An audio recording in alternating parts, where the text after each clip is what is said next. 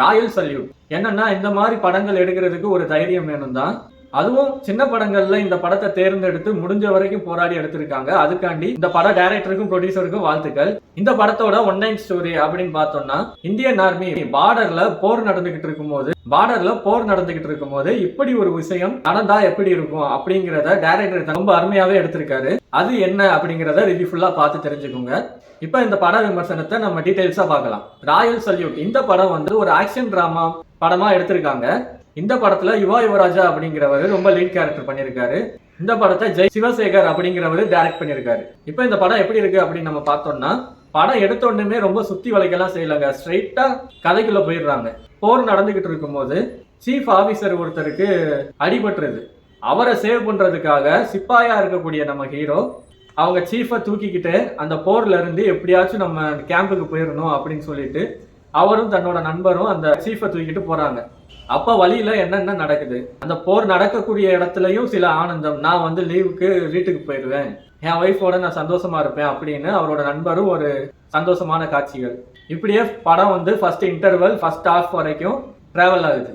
சில இடங்கள் பார்க்க கொஞ்சம் போர் அடிச்சாலும் டைரக்டர் முடிஞ்ச வரைக்கும் பிடிச்சி இழுத்து கொஞ்சம் நல்லபடியாவே கொண்டு போயிருக்காரு. அப்படிதான் இன்டர்வல்ல வந்து ஒரு ட்விஸ்ட் ஒன்று வைக்கிறாரு. என்னன்னா, தன் கூட வர்ற நண்பரை வந்து பாகிஸ்தான் எதிரிகள் சுட்டு கொண்டுறாங்க. அதுக்கப்புறம் சீஃப் என்ன பண்றாரு, அவரும் தன்னை தானே சுட்டுட்டு இறந்துடுறாரு. இப்போ ஹீரோ மட்டும் தனியா இருக்காரு. அவர் வந்து கேம்புக்கு போயாகணும். அப்போ அவர் வந்து ஒரு கண்ணி வெடியில கால் வச்சிடறாரு. அப்போ பாகிஸ்தானி வந்து இவரை பிளாக் பண்ணிடுறாரு. இப்படி வந்து இன்டர்வல் சீன் வச்சிருக்காங்க. ஆனா அடுத்து என்ன நடக்க போகுது அப்படிங்கிறதும் நம்மளுக்கு தெரியும். தெரிஞ்சிருந்தாலும் ஏதோ கொஞ்சம் வித்தியாசமா யோசிச்சு கொஞ்சம் படத்தை கொண்டு போயிருக்காங்க. இப்போ இன்டர்வலுக்கு அப்புறம் எப்படி இருக்குன்னு பார்த்தோம்னா, அந்த பாகிஸ்தானி ஆர்மியில இருக்கிறவரும் இந்தியன் ஆர்மியில இருக்கிறவரும் வந்து ஓரளவு ஃப்ரெண்ட்ஷிப் ஆயிடுறாங்க.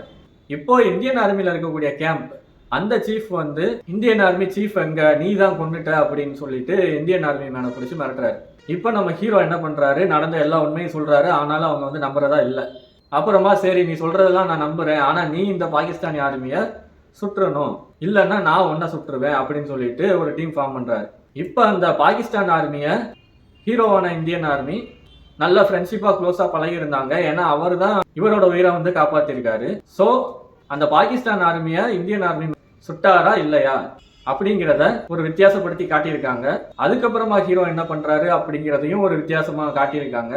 இப்போ சுட சொன்ன சீஃப் அவர் என்ன பண்றாரு, அவருக்கும் கிளைமேக்ஸ்ல ஒரு காட்சிகள் வச்சிருக்காங்க. அதெல்லாம் என்னன்னு நீங்க இந்த படத்தை பார்க்கும்போது தான் உங்களுக்கு புரியும். கிளைமேக்ஸ் காட்சிகள்ல என்னென்ன ட்விஸ்ட் இருக்கு அப்படிங்கிறத கண்டிப்பா இந்த படத்தை பார்த்து தெரிஞ்சுக்கோங்க. இதோட நான் அடுத்த விமர்சனத்துல உங்களை சந்திக்கிறேன். நன்றி, வணக்கம்.